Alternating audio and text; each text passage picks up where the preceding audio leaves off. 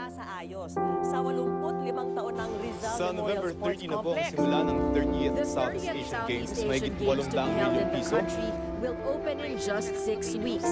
Of the 30th Southeast Asian Games is now in full swing.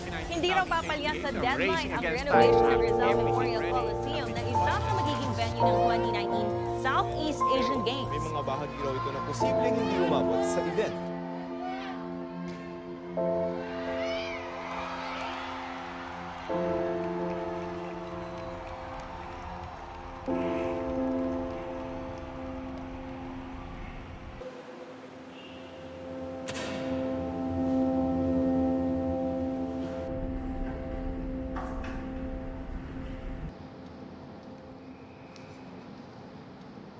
Ako si Gerard Lico, Professor of Architecture, saka architect. No? Sumulat din ako ng mga aklat na tungkol sa arkitekturang Filipino at kasaysayan ng arkitektura. Hi, my name is Architect Timothy Augustus Ong. I'm a site architect at the Rizal Memorial Coliseum. I'm Lucas. I'm a project architect at Art Lico, and I've been working for him since 2018. Hi, I'm Errol Enriquez. I'm a junior architect from Art Lico. Hi, I'm JB. I'm also a junior architect from Art Lico. I'm Miguel Feliciano, also a junior architect for Art Lico. I'm Lindsay. I work with the Gymnastics Association in the Women's Technical Committee.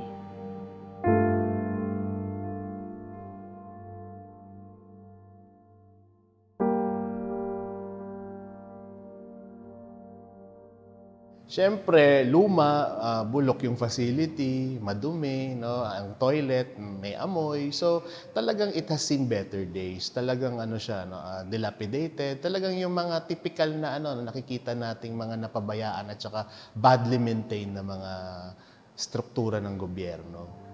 Actually, nung una kami pumunta dito, we really saw it that the building was pretty much hindi siya maintain. Maraming leaks, yung mga upuan sira-sira na, yung mga paint tumitiklop-tiklop. And yung persistent talaga na problema dito would be water. We started working on Rizal in July. Tapos, una pinapunta kami doon para umikot. Titingnan namin yung lagay niya. Tapos it was dark eh. Alam namin 1934 siya, pero parang napaglipasan na siya ng panahon. Madilim. Yung time na yon, hindi mo siya pwedeng i-TV na event kasi ang dilim. It really looks like, warehouse, may inon mo yung konting ilaw, tapos ganon. Oo. It was hot, syempre, because there was no aircon then. It was really, really hot. Let's get ready to rumble dito po sa Rizal Coliseum.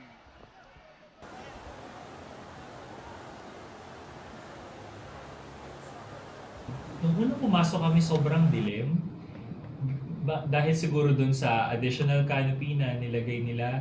Tapos, pag pumasok ka sa corridor, hindi rin siya ganun kaliwanag. Konti lang din yung mga ilaw niya. And makikita mo na parang medyo napabayaan din siya. Kasi may mga sirang kisame, may markings na parang bumabaha. It was weird. There were elements there that was kind of odd. It's something na hindi may design usually.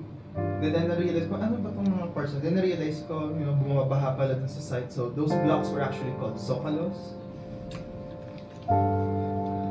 Nung una kong pumunta sa Rizal, actually yung una kong impression doon, nakakaligaw. Lalo na kapag, di ba? Kapag papasok ka dun sa isang gate sa Rizal and then papasok ka dun sa corridor. Kasi merong 5 gates yung Rizal. And then habang iniikot mo yung corridor as you inspect the whole Coliseum, malilito ka, parang hindi mo alam kung nasa gate na ba ako sa likuran, nasa gate na ba ako sa harapan. Sumiikot kami, ang kalat ng mga wires, ang daming pipes na nakalabas. Tapos yung lobby, to the eyes of an architect, nakikita mo na maganda siya dati. Nandun pa yung ibang materials na original, like the terrazzo and the brass. Pero dilapidated na siya eh. So, parang sa isang tinginan pa lang, oh my God, ang laking trabaho nito. And at the same time, while pwede pa namang gamitin yung court mismo, it's not anymore up to modern standards.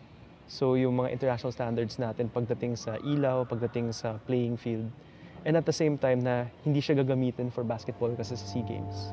Gagamitin siya for gymnastics. Hindi na rin angkop yung venue para dun sa SEA Games.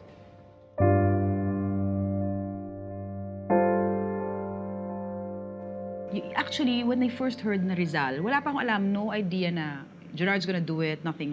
It's just Rizal. I'm like, my first thought was, oh my God, the banyos. I mean, my thing is, ayusin nyo na yung banyo. I mean, ganon. Kasi that was my experience then. Parang, I'll not drink water na lang para I don't need to go to the banyo. Ganon. Nakakadiri siya, to be honest. That was one of the areas na we were excited about. Kasi alam namin na pag nirenovate natin to, ang layo. No? Ito yung magkaka-impact dun sa naka-experience sa building. Like, ay, oh my God, what have they done with the bathrooms? Ang layo na. So, nung nakita ko siya parang talagang nakakalungkot, no, na hindi na maintain ng maayos, no. Buti na lang, no, yung gobyerno natin nagkaroon ng pondo para i-rehabilitate itong building na to na sa tingin ko more than 5 decades, no, na hindi masyadong nabigyan ng focus. No. So, kaakibat nito yung very exhaustive na research, no, tungkol sa kanyang history, yung kanyang relevance, at saka ano ang impact nito sa mga tao, sa mga taong bayan. No?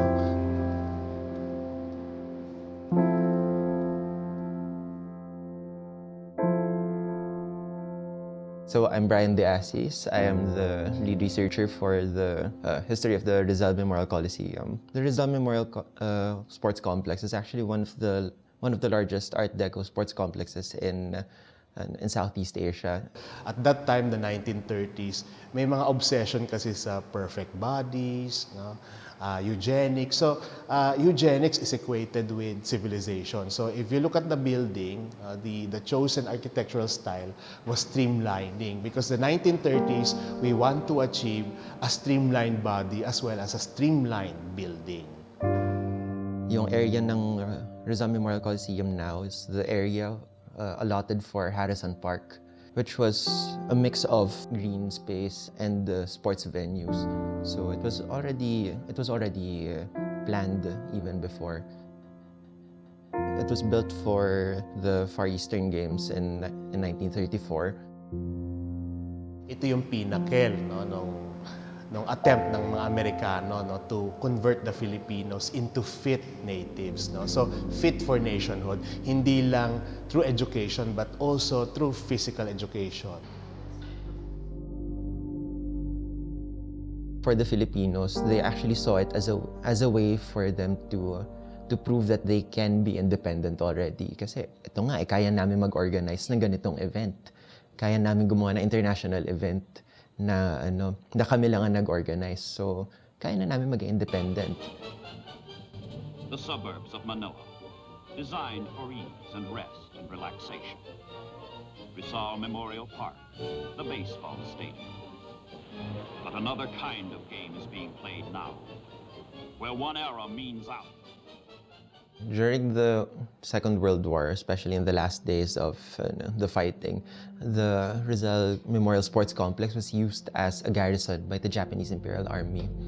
So dito nagkaroon ng intense fighting between the two armies that clashed here.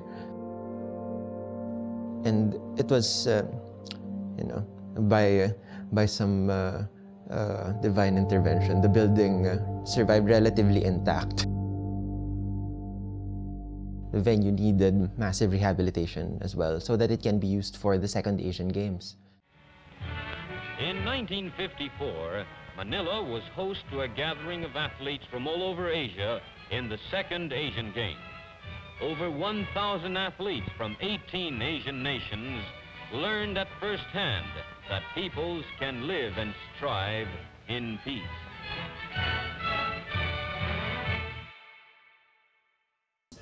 Ako si Romeo Tinesa bilang isang caretaker na nangangasiwa dito sa Rizal Memorial Coliseum.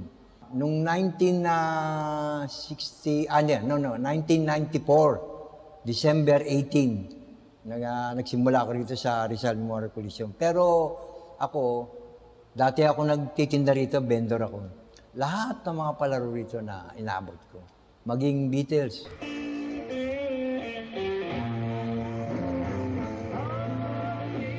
Ang unang-unang nag-performance noon, si Pilita Corrales. And then, after that, yun, Beatles, takbuhan na. Nawasak yung bakod, wasak yun. Sa dami ng tao, takbuhan. Palibasa, ako'y bata. Nagdagan ng pangako nun eh. Naiwanan ko na yung paninda ko. Takbo na ako, nasa harap na ako ng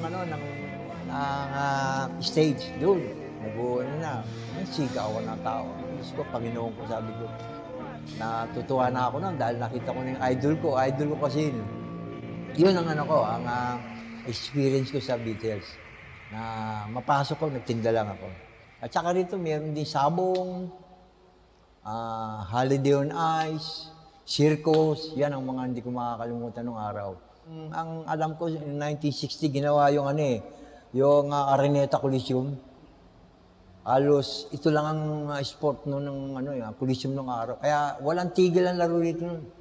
Eventually, dito rin na-host ang the National Collegiate Athletics Association, the Manila Industrial and Commercial Athletics Association, which is the precursor of the PBA as we know it today. You also have the UAAP, which also had its roots here in this venue.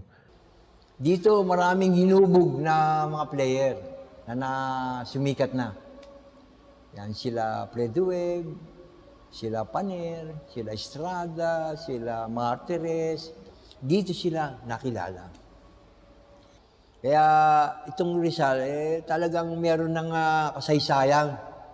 This was around 2016. Nagkakaroon na ng talks between the city government of Manila under Mayor Estrada. There were talks actually that it was going to be bought out by Enrique Razon for development into a mixed-use complex ulit. Mula sa isang makasaysayang lugar kung saan ginaganap ang ilang local at international events sa ating bansa, posibleng maging commercial center na raw ang Rizal Memorial Sports Complex sa Maynila. Ayon sa NHC... Ako po si Tito Encarnacion.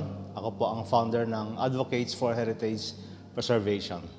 Ako po si Ivan Mandy, isang taga-saliksik sa kasaysayan ng Art Deco dito sa atin. When we found out in 2016 that the Rizal Memorial Sports Complex was going to be redeveloped and they were going to build high-rises inside the open spaces, there were several groups, including our group, the Heritage Conservation Society, who actively fought for its redevelopment. So, na-alarm kami, especially as the heritage advocates. Hindi lang po kami, yung buong heritage community.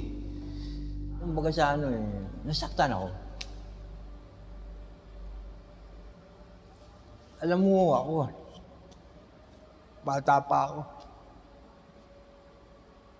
Dito na ako naglalaro. Ayoko. Hindi pwede. Napamahal sa akin ito eh. Sabi ko nga, huwag ipagbili. Dito hinubog ang mga bata. Lalaki pa. Makikilala, di ba? Siyempre, tayo masasaktan eh. Huwag nating wasakin ito.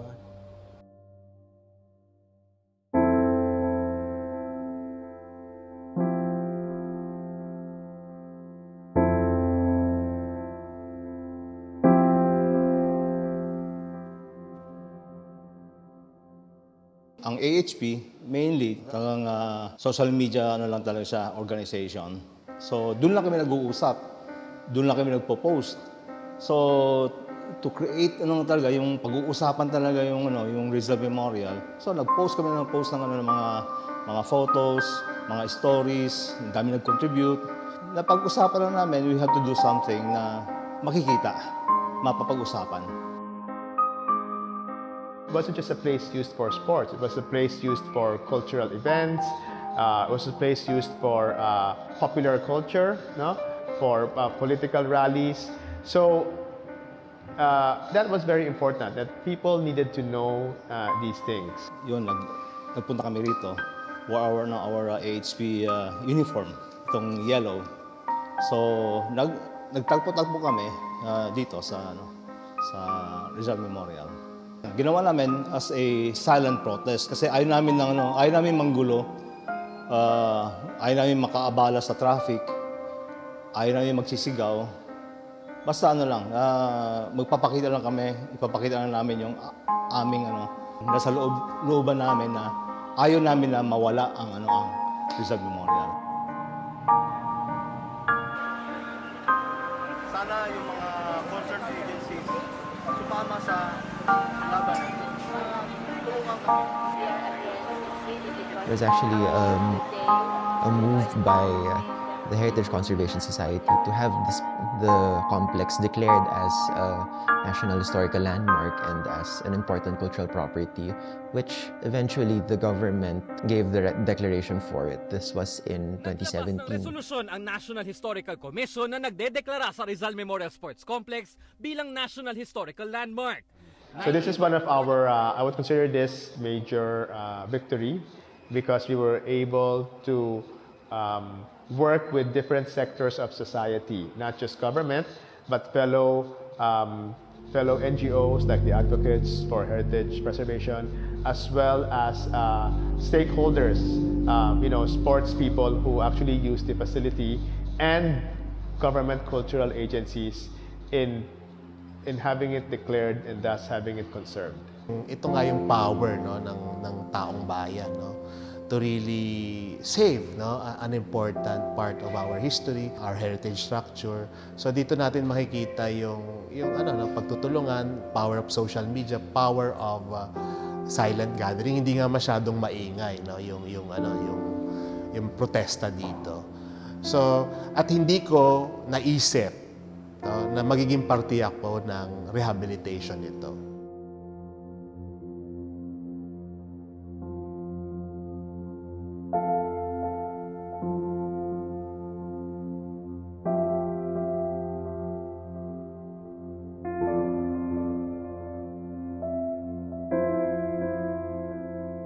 I'm Michael Alan Escasa Sicat, the president of ME Sicat Construction Incorporated. Ako si Fidel Gallardo, project manager.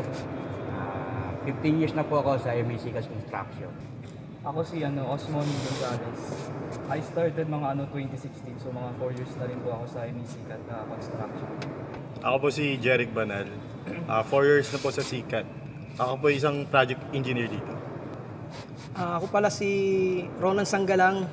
Bali ako yung nag-iisang mechanical engineer sa grupong ito. We were invited by Philippine Sports Commission to look at the rehab of Rizal Memorial Coliseum, and we got interested, and from there we set up a team to do it. So, there was a time na binisita niya ako sa Metropolitan Theater. Sabi niya, parang gusto niya mag-venture nga sa conservation ng mga lumang building. And since I'm a contractor, I don't do architectural plans. So, luckily I was able to get Architect Lico to work with us for this project. Kasi sabi niya, kukonti lang ang nakakagawa nito. And gusto niya nga mag-branch out sa ganitong klaseng industriya. So, siyempre tinulungan ko at eventually nakuha itong project na to. When they won the bid for the Rizal Memorial Coliseum project, we were tasked with restoring the entire Coliseum back to a playable state in time for the 30th SEA Games.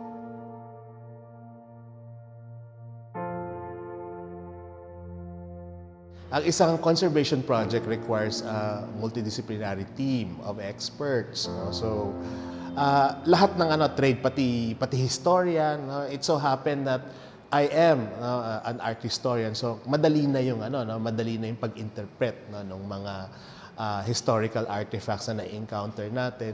Tapos meron din tayong expert in terms of lighting, in terms of standards, in terms of sports facilities. And of course, yung mga titingin, yung mga magsusupervise, kailangan merong background sa conservation. Kung tama ba yung ginagawa, kung up to international standards yung mga intervention. Yun, yung na-encounter ko sa ikalawang pagkakataon yung Rizal Memorial, para sa akin it's an opportunity to not only to leave a mark but also to give it a new life.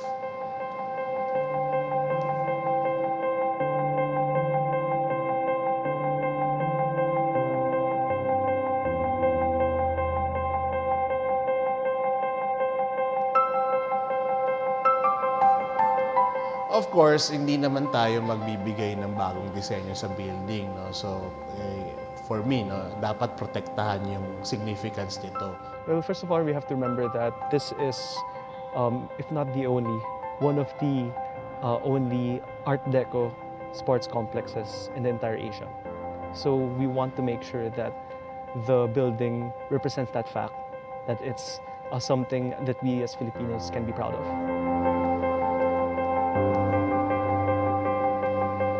Kasi di ba ang key naman dito is to protect the integrity, authenticity of the building at saka yung yung significance niya. And whatever we intervene with the building should be reversible, distinguishable, compatible and subordinate to the host structure. So dapat bida lagi ang ang lumang building.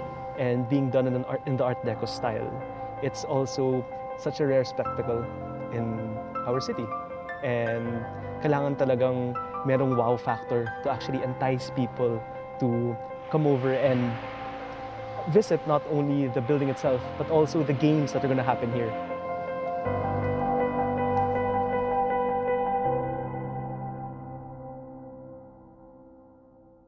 I'm Congressman Eric Martinez, a representative from the 2nd District of the City of Valenzuela. I'm the chairman on the Committee on Youth and Sports here in the lower house. So my role ay malaki doon sa SEA Games. We provided an oversight committee in the preparations of the athletes and the venues. So we played an integral part in the success of, I call it the best games ever. Gymnastics is originated in a different venue, but many things that are kind of beyond our control, right?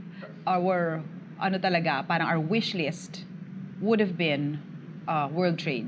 Hindi pwede. I think naunahan na kami mag-reserve or something. I really don't know what happened. So, and then they said, Rizal? From what I've heard, hindi talaga originally kasali siya. Pero PAGCOR ay nagbigay ng pondo for PSC for the renovation of Ultra and Rizal Memorial Compound. Yan under ng PSC. So with that, I think PSC said, sige, isama natin as one of the venues ng one of several venues ng SEA Games, yung mga ni-renovate ng mga courts na yan. And then Ninoy, and then Ultra, and then Rizal. So 2 months before, it was finally Rizal, or maybe a month before. So kasi ang kagandahan doon is they are within central Manila, nasa gitna ng Manila, tsaka yung structure nandun na. It's just renovations and some minor changes para kaya nila naisipang isama sa SEA Games as venues. EP and NCAA have also sent in their interest. This is where basketball started. Ang pagsasaayos ng 85 taong gulang na sports complex sa Maynila ay hindi naman daw bahagi ng Southeast Asian Games hosting. Agosto nung gawing available ang pondo para simulan ang rehabilitasyon ng Rizal Sports Complex na kalaunan ay isinama na ng PISGOC sa kanilang games venues dahil hindi na-aproban ng mga International Federation ang mga palaruan unang napili para sa iba't ibang sports gaya ng men's football. We were needed to finish the project in around 4 months for the Southeast Asian Games. These kinds of projects usually take 1.5 years to do. So with that tight timeline, we knew it was going to be very hard and very challenging. Yes, I'm Raymond John Babanto. I'm the VP operations for MECCAT construction. Preparing this project, it means you research for the equipment to be used. Na-excite talaga kami. Pero syempre, kinabahan, baka hindi ma-meet yung target. We used scissor lift and spider crane. Kaya yung number of days to be consumed in construction, na-shortened. Kaya hindi kami masyadong nangangamba doon sa target and due date namin. Nagtingin na muna kami parang, talaga, totoo ba yung sinasabi nila? Siyempre medyo may kaba. Kasi parang 150 for ganito kalaking scope. Baka personally, meron kami mga some doubts with some aspect. But when it comes down to this kind of work, you can't say na there's room for doubt. You know, pinep-talk kami ni boss na saka ni the contractor na kaya daw nila. O di, naniwala naman kaming kaya nila. There are several layers na para lang makapag-approve ka, especially for the specifications. From the architect, kailangan dumaan sa end user before maipasa sa contractor, before ma-procure. So, ang daming latag nung kung paano mapupunta or ma-approve yung isang bagay. Si architect, he was my classmate before. So, when it was a choice between the three, I really wanted Rizal kasi I knew Gerard was gonna handle it. I knew I could like, hello, faster. I know I could do that. And we really have to be finished by a particular time because we will use the building for the SEA Games, no? In which our national pride is at stake. Pag hindi natapos, saan gagawin? No?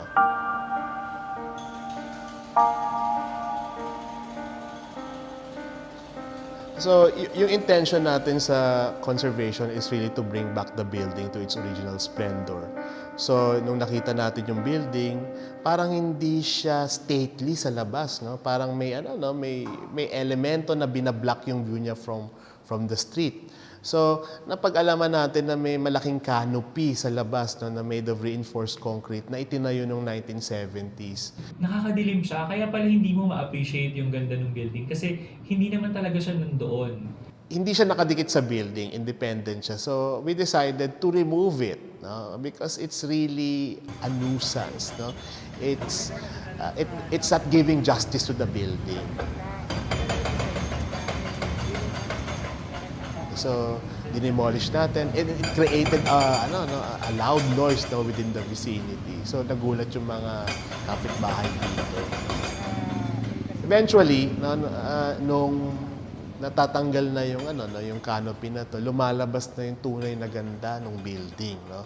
Yung original intention ng architect na talagang robust, talagang bold yung yung architectural form. Isa sa mga goals ni Architect Gerard was to make the public aware kung ano yung building, ano yung kasaysayan niya, ano yung mga nangyari sa kanya throughout the years. And so, we decided na mag-install ng fence exhibit. Instead na kung sino-sinong contractor at mga sponsor ang lalagay natin dyan, why not yung history ng building? Napatunayan na natin ito, na effective ito dun sa Metropolitan Theater. So, we did bilingual, isang English at saka Filipino kasi mas maiintindihan, mas ma-appreciate ng tao yung building kung kino-communicate sa kanila yung kahalagahan nito. What we did was we made several decisions all along the way na design para umiksi yung time frame, no? Para kumari yung mga things na kailangan i-import, locally available na lang yung hinanap namin, yung specify namin para hindi na matagalan pa.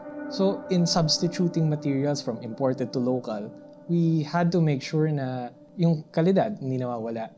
But at the same time, dapat readily available na siya kasi 4 months lang eh. The components, the air conditioning, the seats, were ordered in advance. So, we decided on ano yung mga materials na i-import. We changed up the seats. So we're now using a retractable system. Para if there are events which need bigger amount of space, we can actually push back all of these seats. Yeah. So the total seating capacity for the Rizal although I didn't count the retractable seats nga, is about 5,790 or 5,800 plus the retractable. I counted them with pictures, and then I counted like that, multiplied by, so it's a module of 11. 11, and then I think it's how many rows? 7 ba? Parang ganon. And also for the older generation na nakita nila itong venue dati, punong-puno yan ng mga net tsaka mga harang. Kasi dati daw, ang kwento doon, very rowdy yung mga audiences. Dahil kanya-kanyang eskwela, kanya-kanyang, minsan may mga frat involvement, violence and all that. So they had to divide all of the bleachers according to different schools, different sections. Yung difficulty doon ay, yung mga fences na yun, they really obstruct the view and the experience of the people in watching the games. So we had to remove those.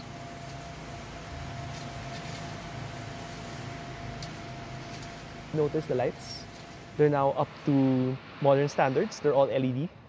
So gone na yung dating mga mercury vapor and those high-intensity discharge lights.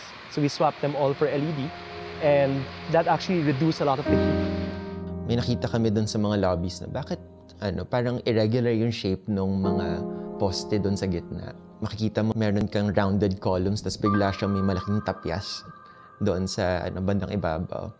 And when we found archival photos nung lobby, doon namin nakita meron pala siyang mga curved lighting pala siya doon na merong metallic na bands, which you'd also find doon sa mga postcards from the period.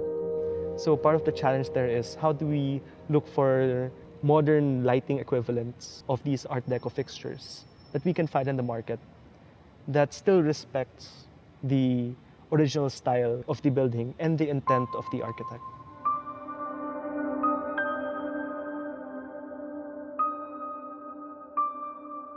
For the first time ever, may aircon na dito. So you'd notice around us yung mga ducting na yun. Mahirap kasi to put an aircon system of this massive size within an old building. Not just a historic building, but any old building for that matter. So it was, we opted for a more exposed look. Kasi ayaw rin natin na pinapeke natin that something looks of an older time when in fact it's a modern addition. So we wanted to be more truthful to the building and also to the people visiting na this is a modern addition to the structure. We have an independent structure, a platform for the air conditioning system, at saka how do you install the network of ductings without compromising the structural integrity, because it is a public building. Pag nagkamali ka, baka pwedeng mag-collapse yung building.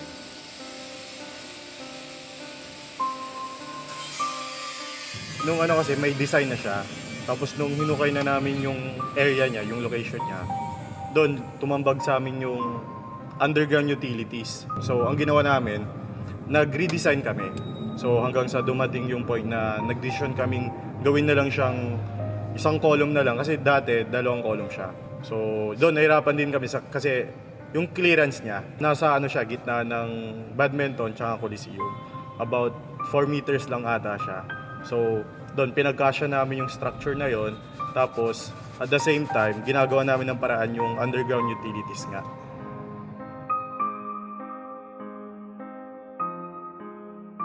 Then isa din siguro yung excavation works namin sa buong paikot.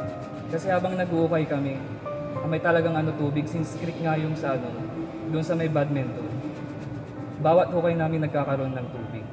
Yung paglagay nga nung aircon dyan sa yung condenser, parang pahirapan. Kasi nga bago ipanik yun, maraming factor kasi umuulan. So kailangan dapat full wall yun. Tapos yung base niya dapat pantay na pantay talaga.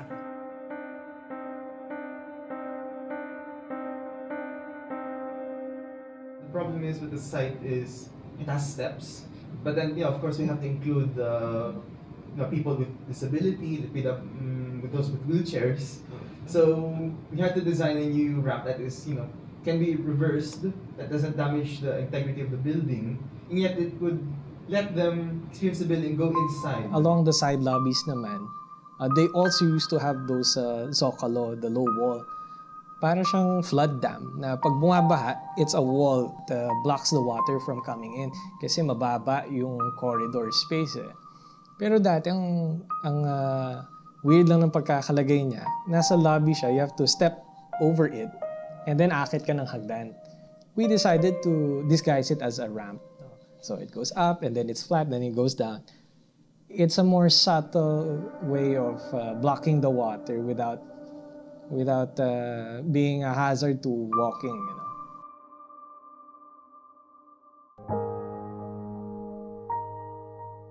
Minsan, nandito kami, malakas ang ulan, no? So pumapasok talaga yung tubig kasi hindi computed, no, yung dami ng downspouts, no, kung saan lalabas yung tubig. So may problema sa roof drainage. So the initial design was to have a concrete gutter that goes around the entire building, and that was in the original plan. However, in the 30s compared to now, iba na rin yung ulan natin. So yung computation nun, and at the same time yung kalumaan ng mga drainage sa loob, meant that the current system is inadequate for the building. So given the time constraints, and at the same time our approach to be the least invasive with the repiping of the structure, we opted for exposed downspouts. We really had to look for archival photographs and then recreate those elements based on the details we found from archival sources. Hindi na kami magtitik-tik sa building mismo because that would gravely disturb whatever original structure there is. Yung ibang spaces doon, hindi siya originally restrooms. But today kasi we have the plumbing code of the Philippines. And when we did our review, based on the seating capacity of the Coliseum, we determined that it was insufficient. So when we made computations, kailangan so and so yung number of toilets, number of urinals, number of showers. And we had to comply with the code. So in doing so, nagdagdag kami ng restrooms and shower facilities.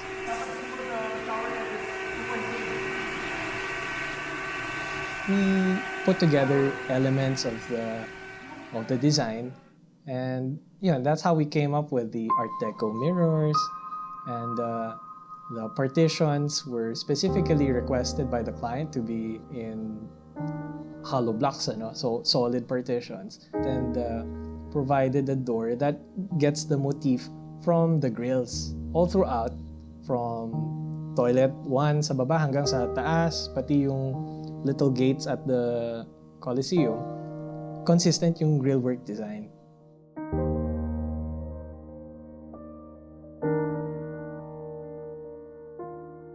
Sa toilets, we made sure na since the idea was to totally transform the building, naglagay kami ng bidet.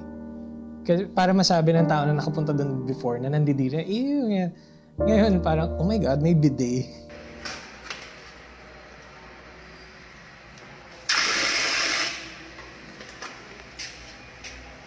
Nako, yun ang parang pinaka-highlight ng project kasi when I saw yung dalawang toilet bowl na magkatabi na walang division, nakita ko sa Facebook parang nag-trending siya. Nung sinilip ko inobserbahan ko yung mismong picture, hindi yun actually the project of Rizal Memorial is parang iba-iba siya, no? Merong Rizal Memorial Coliseum, merong Ninoy Aquino Stadium. Siyempre, I want to protect our project. So, what we did is we took a video nung mga tapos na naming CR, and then we even show yung pag-flush ng toilet, pagbukas ng mga nasa nasa lavatory, and then yung mga bidet. Yun yung pinisil-pisil ko pa yung bidet na sumisirit-sirit. So lahat ng mga allegations na nakikita ko sa Facebook, tinapatan ko yung nagte-trending na dalawang toilet. Just to show the netizen na maayos namin tinatapos yung project.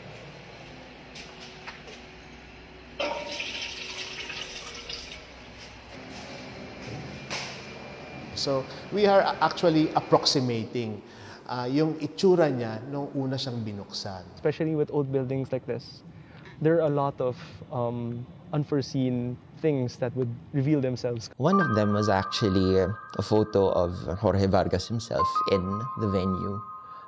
Na nag-unveil siya ng plaque, which was a commemoration of the athletes who died in 1945. When we saw it, meron kami napansin doon sa background niya na merong malaking porthole window na merong Art Deco grillwork. When we got to see the Coliseum for the first time noon, wala siya doon eh. Hindi mo siya nakita. It was actually just hidden under a layer of plywood covered in concrete. So yung mga grill work na nakatago for decades na ilabas natin, yung may TS, TS meaning that this building used to be a tennis stadium.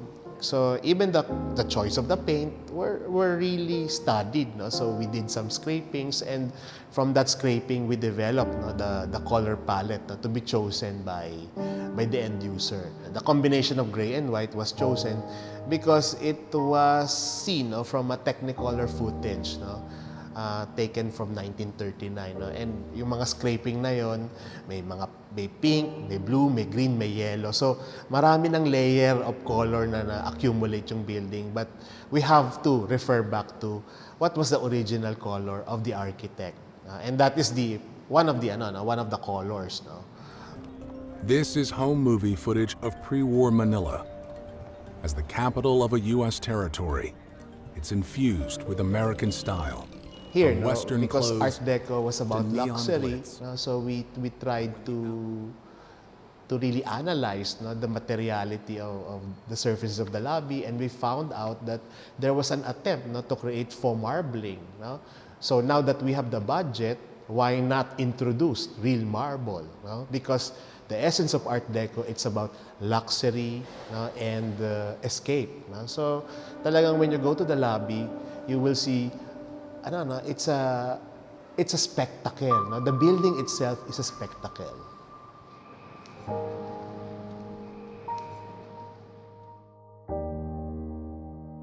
On the part naman ng wayfinding, actually, kapag pumunta ka dun sa site, meron ka naman ng makikita mga existing na signages, kung nasan yung upper box, yung lower box. Then, nakikita namin na yung signages needs improvement. And lalo na this is a sports facility eh. So kapag sports facility, napakaraming tao, napakaraming gate. So how do you organize yung pagpasok at paglabas ng mga tao? So, the first consideration is legibility. Diba? How can you make sure na kapag nasa malayo ka, mababasa siya, and at the same time, the signages will help you navigate the building. And also for the audience, para din maging systematic yung pag-navigate nila, para alam nila kung saang box sila pupunta. Nag-install din kami ng mga signages along the post, along the railing. And second, of course, gusto natin na yung signages natin, hindi lang siya basta ordinary signages. So we decided na magkaroon ng Art Deco inspiration yung signages natin. Starting from the logo sa lobby, actually, we took inspiration dun sa letters dun sa facade, yung Rizal Memorial, and then ipinasok natin dun sa lobby with a brass signage.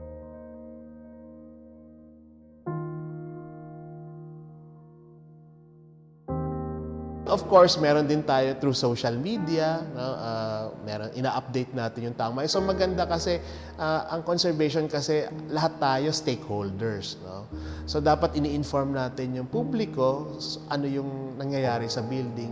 Hindi ito isang dikta ng isang agency. Dapat well-informed ang public kasi nga pag hindi sila well-informed kung ano-ano mga iisipin nila, na ginigiba na pala, ganon. That was also the same reason kung bakit na-conceptualize yung idea ng exhibit inside, yung gallery feature natin. Kasi I remember buti na lang we planned it very well, and natapos kami actually 5 days earlier than the required date. And we were able to see na parang sayang naman, we have all these materials, these archival photos, these images. So sayang naman kung hindi natin may papakita sa public at kung hindi kung hindi siya makikita ng tao.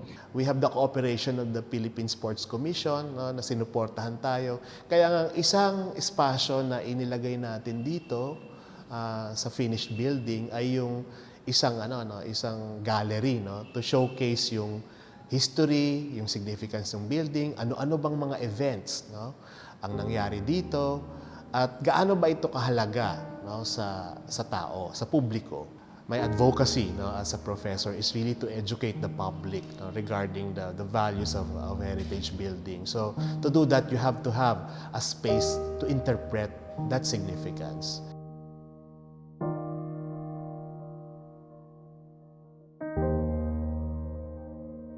I think we mounted it 3 days earlier Yeah, than the the opening model day. was the hardest part. So even the scale model was outsourced from UP students. Tapos photographs from Vargas collection was reprinted. Tapos in-enlarge yung mga images and postcards.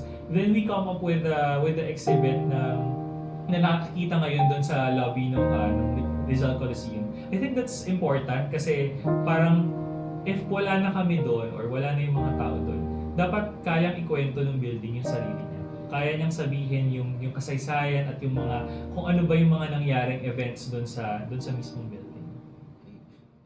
Preparations for the Philippine hosting of the 30th Southeast Asian Games is now in full swing. Organizers say this year's regional sporting event will be the biggest edition. Kung aabot ba ito yung major question ng publiko, ng press at ng mga legislators, no? Aabot ba tayo sa SEA Games? Araw-araw kabado ata ako. Kasi kung titingnan mo, malaking halaga tapos ang lawak nung area. So siguro sa basic experience namin, abutin doon ng isang taon. Araw-araw, halos araw-araw nasa site ako, which doesn't really happen usually, and halos lahat ata ng engineers ko doon at foremen ko nakagalitan ko because it was just, we needed to push. You have to do it. It's not just the name of the company. It's not just the PSC, but it's the name of the Philippines. Yun yung nakataya. So it's really a matter of national pride, no? So dapat hindi lang siya matapos on time, dapat quality work at saka maayos yung pagka-conserve ng building. Kasi last week talagang napaka-depressed pa kami noon kasi nga hindi namin nakikita nga na matatapos. Yung promise nila na by November 7 hindi yata matutupad. But I think by the 15th, as long as we can get the venue by Siyempre, the 15th, the time, when we are ready to siguro mga lang yun, a month before the opening mismo of the game. So, ideally, hindi yun yung inaasahan mo dahil at least siguro 2-3 months dapat tapos na siya. Siyempre, nung nag-inspection kami kasama ng mga members ng Congress sa Youth and Sports, kinausap namin siyempre yung the man in charge, yung contractor doon and the guys from PSC sa infrastructure. Make sure umabot tayo. Let's work 24/7. Kaya talagang kinailangan natin mag-mobilize ng 450 workers, no? At 24 hours a day in 3 shifts. No? Well, first, we ensured that there were enough manpower, there was enough people, and we made them do things 24 hours a day. And second is, we really organized things in a way all decisions are fast-tracked. At yun yung in-assure naman nila sa amin. At nakita naman talaga namin 24/7. Yung buong facility, wala kang makikitang bakante na hindi gumagalaw. Meron talagang activity, talagang inihabol nila.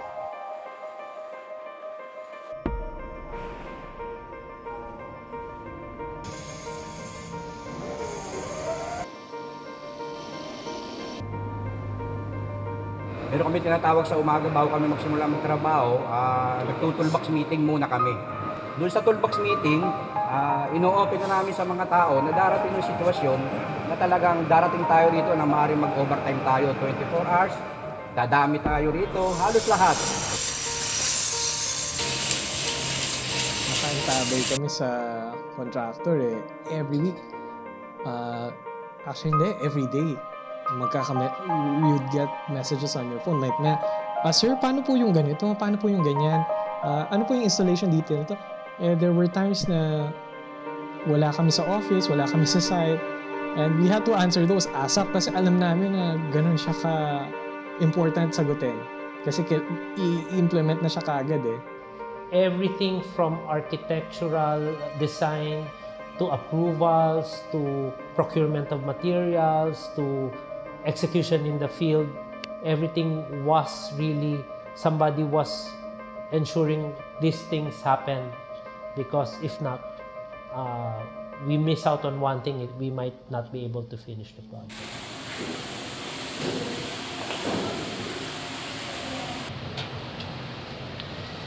Marami kami naririnig, lalo na yung mga pumupunta dito. Sabi niya, 2 weeks na lang, dami pa nilang gagawin. 2 weeks na lang, SEA Games na. Paano aabot siya? Yung court nga nila, ang dumi pa. Sabi nga, ganyan, sinasabi nila. Tapos yung mga tao namin, siyempre naririnig din. Yung mga tao namin, parang unti-unting nasisiraan ng loob. Yung mga tao namin, naririnig namin, sir, hindi natin kaya.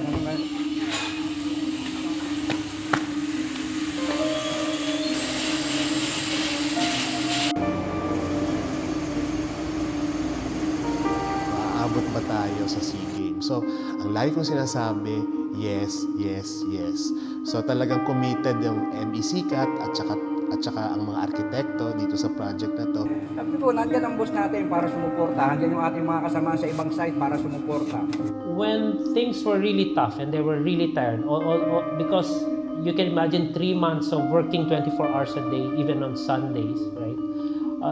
I ensured that to have a happier and more competitive way of building it, what I did was we had a price. What we did was we did sections of the job. Each foreman or engineer had a section to finish. So the first foreman or project manager who's done that section will win a substantial amount of money. I think at that time, nung nandun kami, kasama namin si Chairman Butch Ramirez, yung sa Rizal Memorial, yung pinakamatandang structure doon, medyo talagang marami pang ginagawa. Tapos sa paglipat namin sa kabilang side, yung Ninoy Aquino Memorial Stadium, yun ayos na kasi. So, I think the chairman decided, ilipat na muna natin dito yung pep rally para mas convenient naman sa lahat. Kasi kung natuloy yun, maistorbo kami ng mga 3 days noon. Kasi unang-una, medyo marami pa nga kami rito mga materyales. Tapos medyo marumi pa to. Pero sa awa naman ng Diyos, nalipat dun sa Ninoy. Kaya kami naging tuloy-tuloy. Lalo kami tuloy na kaya talaga natin. Sa awa naman ng Diyos, no, kung meron namang nakaramdam na medyo masamay pakiramdam, pinagpapahinga talaga namin. Hindi namin sila pinupwersa na pumasok pa. May nurse kami dito. Araw-araw sila nagtutulbak, sinasabi kung sino yung ano, pumunta lang sa akin, bibigyan ko ng ano man yung nararamdaman sa katawan. Nagkaroon kami na natawag na call a friend. Call sa ibang site, hindi kami nasuporta sa kapwa namin mga engineer, sa kapwa PM at sa kapwa mga engineer. Medyo last 2 weeks na lang nangyari yun.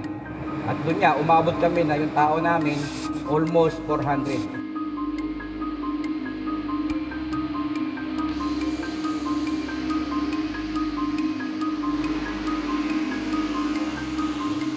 With that tight timeline, we knew it was going to be very hard and very challenging.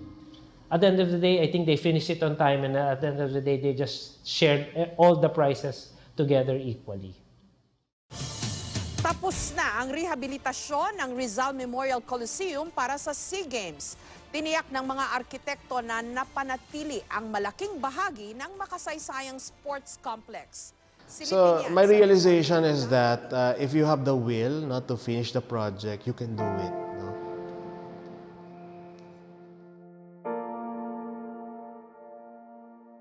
First is the team of Architect Lico. They were always there and they were very professional. And second was the want of the people to finish it. So that's from everybody, from me up to the laborer.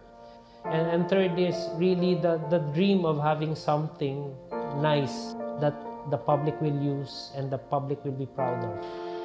First reaction is, wow! Yan ang una ko nakita kasi Rizal Memorial was back on its glow and its pristine beauty. Nakakataba ng puso, no? Yung reception ng tao. Tsaka nagustuhan ko yung reaction nila, no, sa Art Deco, no? So nagkaroon sila ng bagong pagtingin, no, sa mga lumang building na kaya pala, no? Hindi pala kailangan gibain ng lumang building, kaya pala tong bigyan ng bagong buhay. Natuwa ako na nakita ko na yung anyo, yung ano. Kasi nung mga 80s, 90s, pupunta ako dito, napakadilim na lugar, ang dumi-dumi, ang gulo-gulo.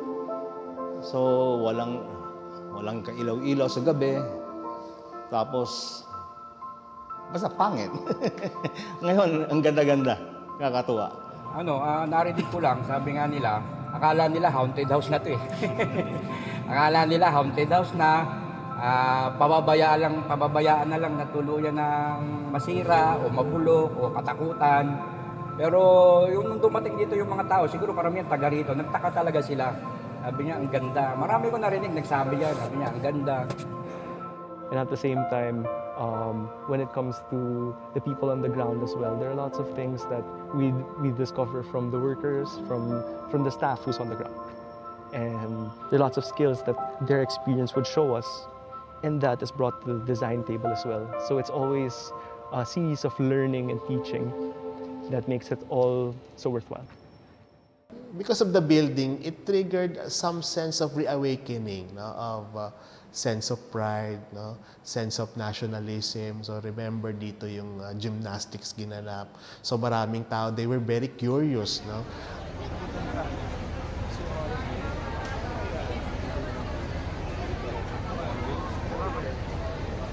I was there. And from the day na nagpunta kami a month ago, tapos nung nandun na sila Kaloy and the other athletes from the different Southeast Asian Games na mga players, gulat ako. Ganda. Iba kapag kami tao na, iba kapag kami spectator na. Sabi nga ni Sir, parang nandun yung magic eh. Kung paano nagre-react yung mga tao sa isang espasyo, kung paano mo nakikita yung reaction nila. So, syempre, incognito ka kunwari. So, titignan mo, obserbahan mo yung mga tao. Ano yung reaction nila, paano nila ginagamit yung espasyo. Giniginaw nga sila, no? So, we really had to control the temperature. So, parang nasobrahan yata yung lamig, no? Giniginaw, hinaan nyo nga aircon. Well, nandyan ako sa taas niyan, yung habang nag-SEA Games nga, yung mga tao, parang, ano ba rito? Sobrang lamig naman, sobrang ginaw. Di ba pwedeng hinaan yung aircon? Oh, the main thing I really heard was, the aircon's so cold. Nangangatog si Mami. Sabi niya, Lucas, ang ginaw naman, pwede mo pahinaan mo. Kasi yung aircon kasi, sir, kumbaga sa naka-centralize kasi. Kumbaga kung tumakbo yung isa, doon sa control na lang natin niya ibabawasan. So, kung ibabawasan natin, ganun pa rin yung kasimbugan ng sobrang lakas talaga, tapos talagang sobrang lamig talaga. So wala akong maano, kundi kahit inaan ko, ganun pa rin talagang yung buga ng aircon. It was good though because syempre with the additional crowd, syempre it's not as cold, but it was good. It was, it looked like really professional on TV. Parang sometimes I would like surf the TV and then I'd see like a gymnastic ko, oy, ang ganda naman pala.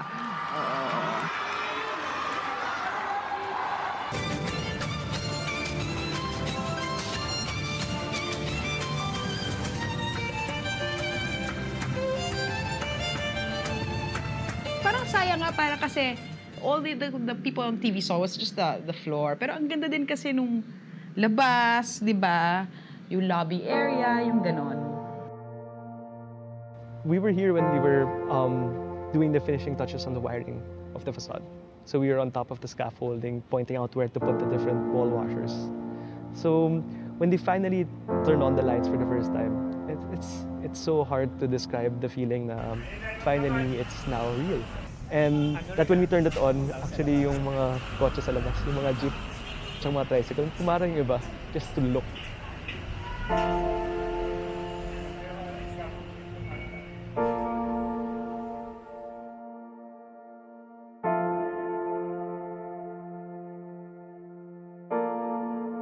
yun ang barometer, no, ng success ng isang building. Kung talagang may mga nagsiselfie talaga sa facade, no, kung makikita mo yung nagpo-post ba sila, no, na proud sila dun sa building. And then we saw the first post of that evening about the Rizal Coliseum. So it's what the client wanted, a building that has that wow factor. And based on yung responses on social media, feeling ko naman that people were happy with the way the building turned out. I was very happy because in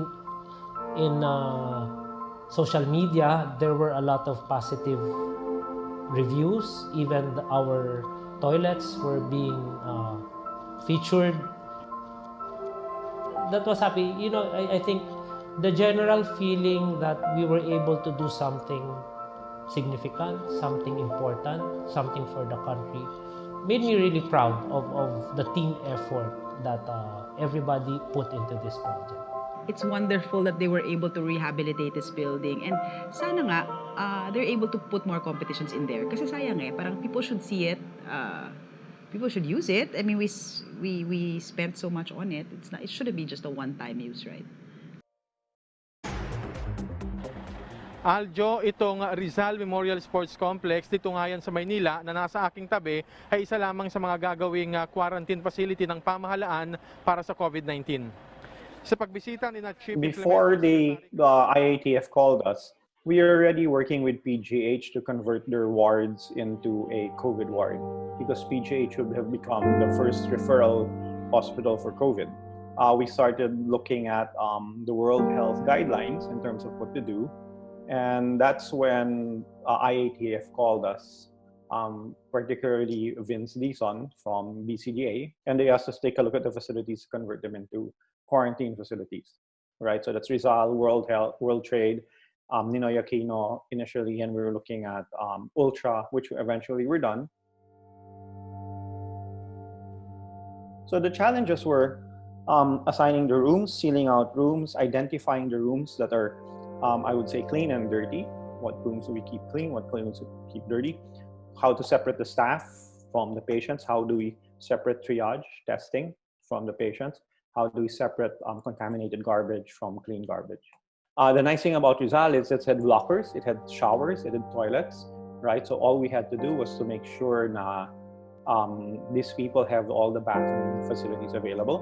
And then we made sure that the nurses and the nurses stations were easy to understand. No? So one of the things we did was we color-coded the cubicles with the nurses station. So if you're in a pink nurses station cubicle, you go to the pink nurses station. The work that the nurses have to do. So they can say, what nurse station are you? I'm in blue. O, dyan ka muna sa blue magtanong. Hindi sa amin. Kasi amin lang yung pink. And so far from whatever, it's full.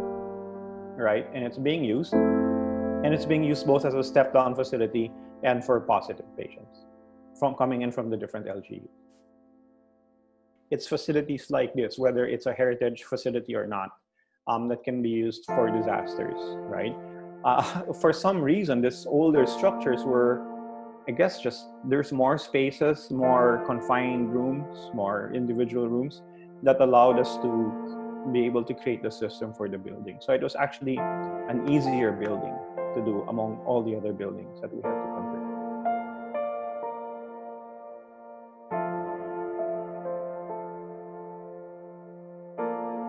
Kasi ang pamana naman, hindi naman siya sa pamamagitan ng isang bahay lamang na luma. Pwede naman siya sa kalye, pwede sa yung mga bagay na umaapekto sa buhay natin. At maging bahagi pa rin ng buhay natin kahit na siya ay luma na. Atin to di ba? Para sa ating mga atleta. Katatapos pa lang ng ating SEA Games, natuwa tayo na ang dami nating panalo. Dapat ito maging isa sa mga maging inspirasyon para sa ating mga atleta, sa lahat ng tao na sumusuporta sa sports. Mahalaga yun sa atleta Magaling, maganda yung lugar. Some way or another, it will contribute to better performance nila.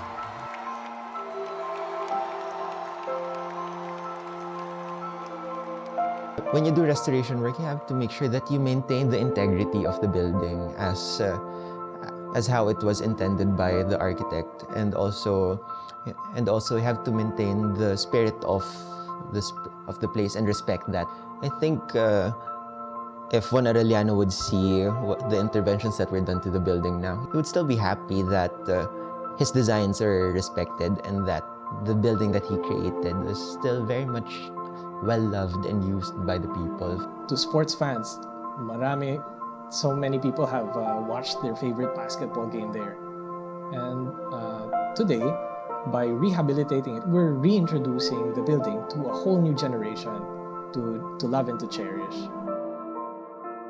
Natutuwa ako, lalo na nakita ko yung pagbabago, di ba? Sabi ko, ito na, maganda na, lalong gumanda. Maraming pumunta rito mga tao dyan sa labas. Sabi nila, wow, napakaganda na. Takbuhan niya. Ako, marumi, bago na to, ang ganda, sabi niya. Pwede na kayo maglaro dito.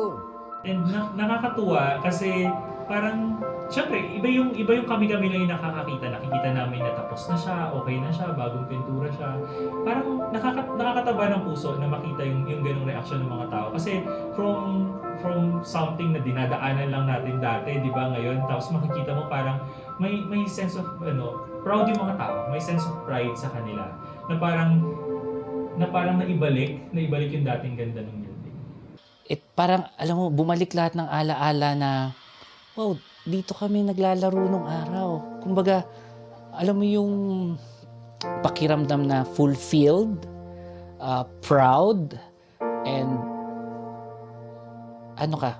amazed na hindi mo akalain yung ganong mga establishment or historical buildings is mapapaganda pa at mabubuhay pa ng ganda ng architectural designs.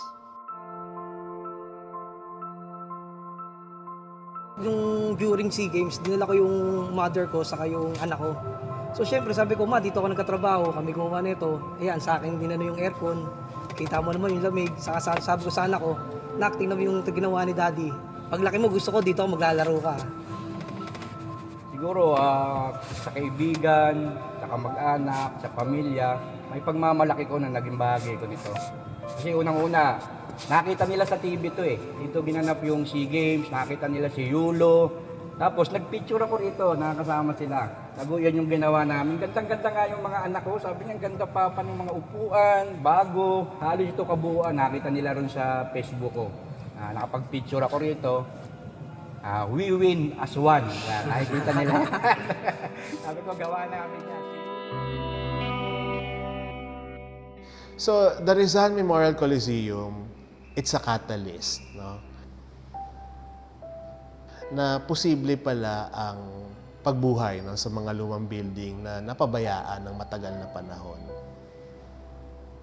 So, makikita rin natin na source ito ng pride. Pag natapos ang isang building, pwede pala siyang paghugutan, no, ng pagkakilanlan at ng magiging proud tayo bilang Pilipino. No? So, I think we were able to achieve our agenda, to reinstate the building in the collective imagination of the Filipino. So, with that, I think we were successful.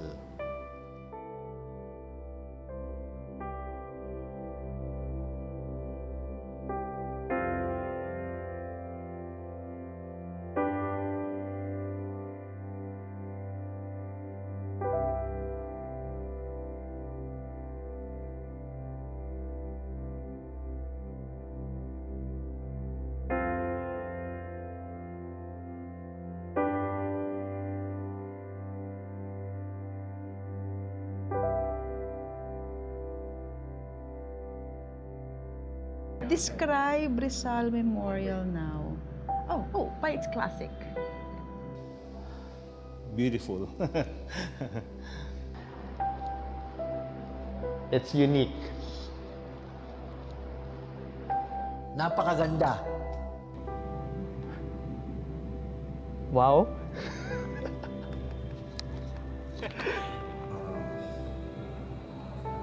Siguro beautiful. Sa akin, surprising. Amazing. Ako unexpected. beautiful. Rizal Memorial is a memorabilia. Bongga. I'll go with timeless.